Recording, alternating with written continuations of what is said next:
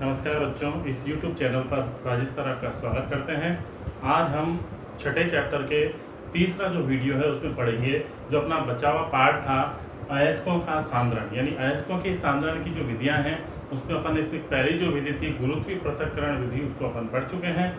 अब अपन आज पढ़ेंगे इसकी दूसरी विधि चुंबकीय पृथक्करण विधि। तो अपन देखते हैं, आइए बच्चों, चुंबकीय पृथक्करण विधि द्वारा अपन किस प्रकार से चूर्णित अयस्क को सांद्रित करते हैं। तो चुंबकीय पृथक्करण विधि जो है ये उन अयस्कों के काम आती है जिसमें धातु जो होते हैं या अशुद्धियाँ जो होती हैं उनमें से कोई से एक जो होते हैं वो चुंबकीय प्रकृति के होते हैं और दूसरे अचुंबकीय प्रकृति के होते हैं। तो इसमें या तो धातु चुंबकीय प्रकृति की हो सकती है या अशुद्धियाँ चुंबकीय प्रकृति की हो सकती है। तो इनके इस चुंबकीय गुणों में अंतर के आधार पर हम इनको क्या करते हैं, अलग अलग कर सकते हैं। तो अपन देखो एग्जाम्पल लेते हैं टिन स्टोन या कैसिटराइट का। टिन स्टोन जो होता है उसका अपन पृथक्करण देखते हैं किस प्रकार से अपन टिन स्टोन अयस्क का सांद्रण करते हैं। टिन स्टोन जो होता है SnO2, इसमें दो प्रकार की अशुद्धियाँ होती हैं। एक तो होती है Fe2O3 की और दूसरी जो अशुद्धि होती है वो होती है विल्फ्रेमाइड यानी FeWO4। ये दो अशुद्धियाँ होती हैं। ये दोनों की दोनों अशुद्धियाँ जो हैं ये अशुद्धियाँ बच्चों चुंबकीय प्रकृति की होती हैं। अशुद्धियाँ जो होती हैं वो कैसी होती हैं, चुंबकीय प्रकृति की। यानी चुंबकीय प्रकृति की होने के कारण हम इन अशुद्धियों को इस टिन स्टोन में से या कैसिटराइट जो कहते हैं उसमें से पृथक कर सकते हैं। कैसे करते हैं अपन, क्या करते हैं, इसमें एक इस प्रकार से एक रोलर होता है जो कैसा होता है, चुंबकीय प्रकृति की होता है, यानी चुंबक होता है। दूसरा जो रोलर होता है वो सिंपल होता है। इस रोलर पर एक बेल्ट लगा होता है, एक पट्टा लगा जाता है जो लगातार घूमता रहता है। यानी ये रोलर दोनों घूमते रहते हैं, ये बेल्ट लगातार इस तरह से तेजी से घूमता है। अपन क्या करते हैं, इस बेल्ट पर ऊपर से चूर्णित अयस्क को डालते हैं। यानी जो चूर्णित अयस्क है, चूर्णित अयस्क का जो चूर्ण होता है उसको हम क्या करते हैं, यहाँ से ऊपर से डालते हैं। मान लीजिए अपन ने यहाँ पर टिन स्टोन लिया है तो अपन टिन स्टोन के क्या करेंगे, पाउडर को, चूर्ण को, जो अयस्क है उसको यहाँ तेजी से डालेंगे। इसमें डालते ही क्योंकि ये तेजी से घूम रहा है, इस दिशा में ये बेल्ट घूम रहा है यहाँ से तेजी से, तो क्या होगा, यहाँ पर हम पात्र रख देते हैं इस तरह से अलग अलग करके, दो पात्र यहाँ पर रख देते हैं। ये जो अपना पहिया है ये चुंबक का बना होता है, यानी चुंबकीय पहिया अपन इसको कहते हैं। ठीक है बच्चों, जब इस पर ये चूर्णित अयस्क को डाला जाता है तो ये चूर्णित अयस्क जो है इसमें अशुद्धियाँ भी हैं और धातु के कण भी हैं। तो ये धातु के कण और चूर्णित अयस्क तेजी से क्या होगा, इस पट्टे पर गिरते ही तेजी से आएगा और जो इसमें अशुद्धियाँ हैं वो तो क्या होंगी, चुंबकीय प्रकृति की होने के कारण चिपक जाएंगी। लेकिन जो अचुंबकीय धातु है, धातु क्योंकि अचुंबकीय थी, वो क्या होगी, तेजी से दूर गिरेगी और दूर गिरने के कारण एक अलग पात्र में इकट्ठी हो जाएगी। जबकि इसके अंदर जो अशुद्धियाँ हैं, जो अशुद्धियों के जो कण थे वो चुंबकीय होने के कारण, क्योंकि चुंबकीय प्रकृति के हैं, इससे चिपके रहते हैं। चुंबक से चिपके रहने के कारण ये क्या होते हैं, इसके नज़दीक गिरते हैं और इसे हम अलग पात्र में एकत्रित कर लेते हैं। तो इस प्रकार से जो अशुद्धियाँ हैं वो धातु से अलग हो जाती है और धातु सांद्रित हो जाती है। अशुद्धियाँ यहाँ इकट्ठी हो गई और जो धातु के कण हैं, धातु के कण, ये जो धातु के कण थे ये अलग हो गए। तो इस प्रकार से हम धातुओं का सांद्रण कर लेते हैं। इस विधि को हम कहते हैं चुंबकीय पृथक्करण विधि, क्योंकि चुंबकीय गुणों में अंतर के आधार पर हम इनको पृथक कर लेते हैं। तो यहाँ पर Fe2O3 और इसकी जो अशुद्धियां हैं दोनों की, ये तो कहाँ आ जाएंगी, Fe2O3 और Fe टंगस्टन ऑक्साइड, ये अलग हो जाएगा अशुद्धि, और धातु के कण जो है वो अलग हो जाएगा, टिन जो है वो अलग हो जाती है। इस प्रकार हम इसको सांद्रित कर लेते हैं। ये कहलाती है चुंबकीय पृथक्करण विधि। फिर अपन इसकी अगली विधि देखते हैं बच्चों, झाग प्लवन विधि। झाग प्लवन विधि में क्या होता है उसको भी देखते हैं।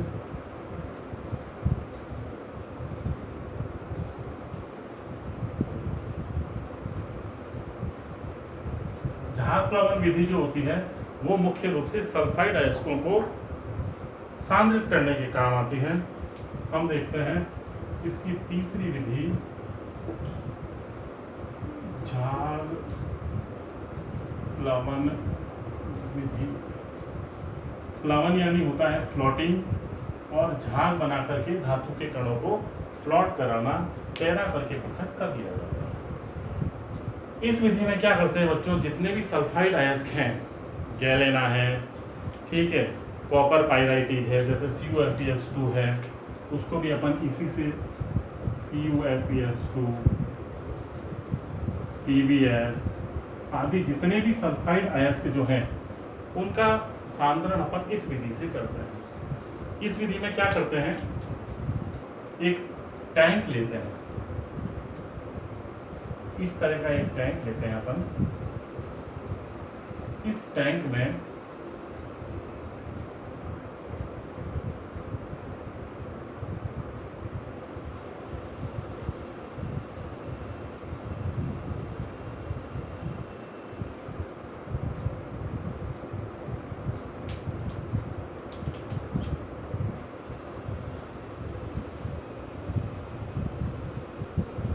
एक अपन इसमें विद्युत पंखा लगा देते हैं, इस तरह का घूमने वाला, जिसको अपन क्या करते हैं, ऊपर एक मोटर से, विद्युत मोटर से इसको जोड़ दिया जाता है।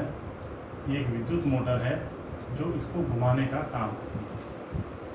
इसको हम यहाँ से जोड़ देते हैं एक विद्युत मोटर से। विद्युत मोटर से जोड़ने के बाद, क्योंकि ये घूमता है पंखा तेजी से, यहाँ से हम क्या करते हैं, इसमें अब क्या डालेंगे हम, एक तो डालेंगे चूर्णित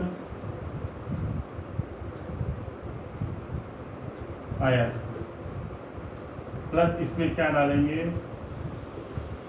झाग आरक, प्लस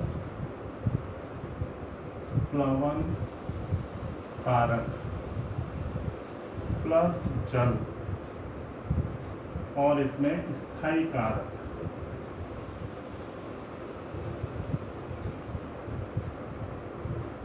और सक्रिय कारक।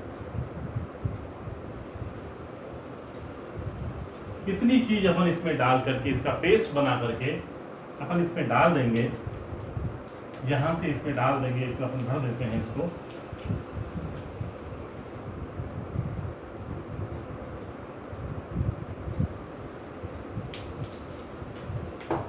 यह मान लीजिए अपन ने इसमें इसको भर दिया जल के साथ में।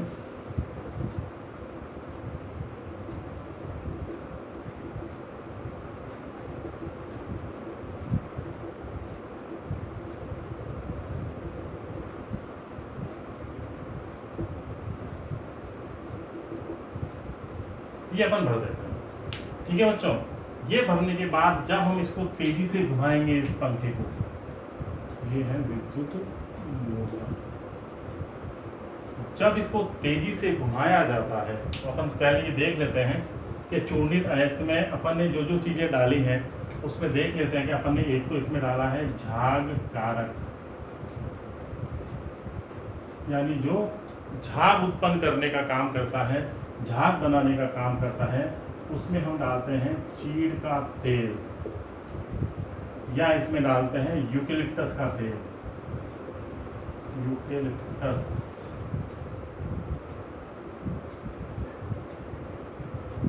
का तेल। यूकेलिप्टस यानी नीलगिरी का जो तेल होता है वो झाग कारक का काम करता है। उसके बाद अपन ने इसमें डाला था प्लवन कारक, प्लवन कारक, जो इस धातु जो होती है इसके झाग बन जाते हैं, इनको ऊपर ले जाने का काम करता है। तो ये होता है, इसमें अपन डालते हैं सोडियम एथिल जैंथेट। सोडियम एथिल जैंथेट का उपयोग करते हैं। इस प्लवन कारक को हम संग्राही भी कहते हैं। इसके बाद स्थायी कारक यानी फेन स्थायी कारक जो होता है,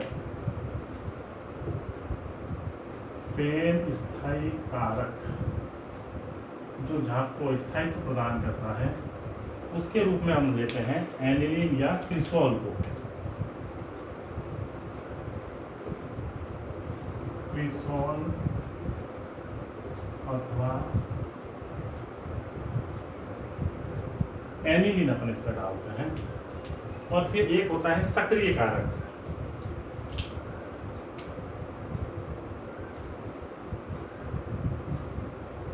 सक्रिय कारक, सक्रिय कारक के रूप में अपन जो काम लेते हैं, या तो अपन काम लेते हैं कॉपर सल्फेट को बच्चों, या सोडियम सल्फाइड। तो इसमें हम सोडियम सल्फाइड या कॉपर सल्फेट को काम में लेते हैं। ठीक है बच्चों, इस प्रकार ये चीजें डालने के बाद जब हम इन सभी चीजों का पेस्ट बना करके इस एक टैंक में भर देते हैं, इस टैंक में डाल देते हैं, उसके बाद जब अपन इस पंखे को तेजी से घुमाते हैं, अंदर वायु खींचता है, और वायु खींच करके इसमें जब तेजी से ये रोटेट करता है, ये तेजी से घूमता है, जब ये घूमेगा तो क्या होगा, इसमें झाग बनेंगे, क्योंकि इसमें हमने इतनी सारी चीजें डाल रखी हैं। कीड़ का तेल डाल रखा है, सोडियम एथिल जैंथेट। जैसे ही ये घूमेगा तो घूमने से क्या होगा कि धातु के जो कण हैं, वो धातु के कण क्या होते हैं, तेल के साथ आसानी से घुल जाते हैं, मिल जाते हैं। जबकि अशुद्धियाँ जो होती हैं वो पानी में घुल जाती हैं। तो अशुद्धियाँ जो होंगी वो तो क्या होंगी, पानी में घुल करके नीचे बैठ जाएंगी। जितनी भी अशुद्धियाँ होती हैं वो सारी की सारी जल के साथ मिक्स होकर के नीचे बैठ जाएंगी, और जो धातु के कण हैं वो तेल के साथ गीले होकर के झाग के रूप में क्या होंगे, इन प्लवन कारक की सहायता से झाग के रूप में जितने भी धातु के कण हैं वो झाग के रूप में ऊपर आ जाएंगे, क्योंकि झाग बनेंगे और झाग के साथ में वो ऊपर इकट्ठे हो जाएंगे। इस प्रकार हम क्या करेंगे, धातुओं के जो कण हैं उसको अशुद्धियों से पृथक कर लेते हैं। तो यहाँ पर क्या है, ये है धातुओं के झाग। इसको हम अलग पात्र में एकत्रित कर लेते हैं। इस प्रकार धातु अलग हो जाती हैं, जबकि अशुद्धियां जो हैं वो इस पात्र में नीचे बैठ जाती हैं। तो इस प्रकार बच्चों हम झाग प्लवन विधि द्वारा सल्फाइड अयस्कों का सांद्रण कर लेते हैं। कंकड़ पत्थर मिट्टी आदि नीचे बैठ जाते हैं, और धातु के कण जो हैं वो हल्के होने के कारण झाग के साथ बन करके प्लवन कारक की सहायता से ऊपर चले जाते हैं और हम इन्हें पृथक कर लेते हैं। तो इस प्रकार अपन झाग प्लवन विधि का अध्ययन कर लेते हैं। अब अपन पढ़ेंगे अगली विधि को अपने अगले वीडियो में। इसकी जो चौथी विधि है निक्षालन विधि, जिसे लीचिंग विधि कहते हैं, बड़ी विधि है। उसमें 3 विधि का प्रयोग किया जाता है, बेयर विधि, हॉल विधि, सर्पेग विधि। उस विधि को अपन अगले वीडियो में पढ़ेंगे बच्चों। तो उस अगले वीडियो को देखना ना भूलें, उसको जरूर देखें। धन्यवाद।